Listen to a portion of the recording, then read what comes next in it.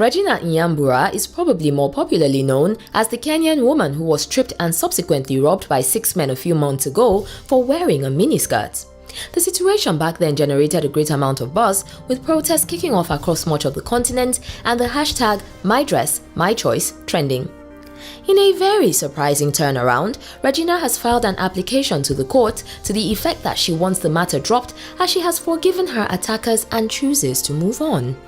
She might not get her wish so easily though, as the prosecution however feels quite the opposite and is pushing for the accused men to undergo the full extent of the law. The prosecution's argument is first that the issue is one of public interest, and second that robbery and assault are very punishable offences. Despite a heated exchange between the prosecution and the defense lawyer, the prosecution has maintained its position that it is not possible to withdraw the case. The men, Michael Kamau, Zachary Gitonga, Kelvin Njuguna, David Kinuthia, Lawrence Kuria and Hosea Kasim, are charged with stripping and violently robbing Nyambura of her mobile phone, 61 eggs and 950 Kenyan shillings. The chief magistrate in charge of the case, Karo Ocharo, has advised Regina to consider the charges before withdrawing the matter.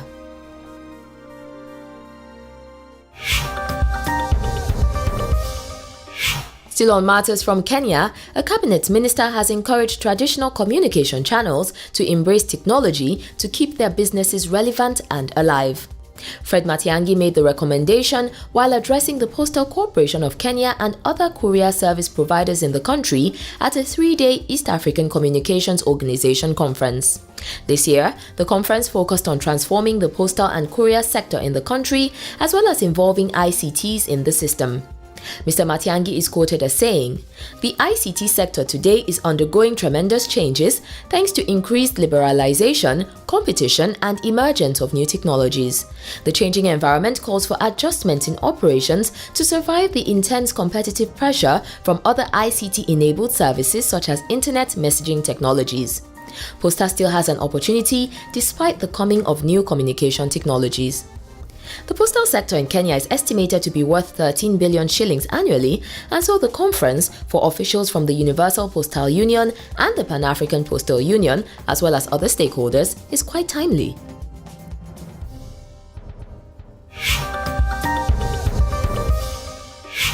"2015 will see many countries in West Africa observing elections, and Togo will be one of them.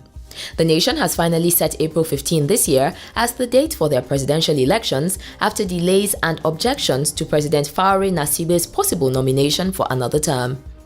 After the announcement of the April 15 date, ruling party spokesman Gilbert Bawara mentioned that it was quite likely that President Faure Gnassingbé will be nominated for a third term. However, opposition spokesman Eric Dupuy has countered the statement, saying that for Gnassingbé, who has been president since 2005, running for another term in office would amount to a denial of democracy in the West African country. About 7 opposition candidates are running for the position of president of Togo, so it does look like April will be a very interesting month for the country.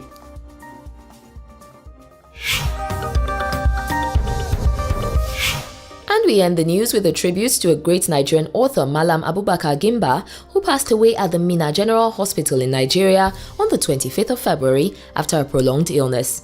Abubakar Gimba was born in Nasarawa, Nigeria in 1952 and obtained his first degree at the Ahmadu Bello University in Zaria.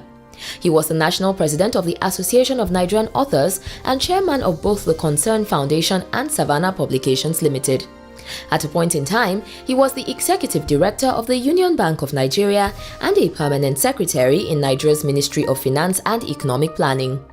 He is credited for penning some brilliant books such as Witness to Tears, Trail of Sacrifice, Innocent Victims, Sunset for Mandarin, Golden Apples, and other literary works. May his soul rest in peace.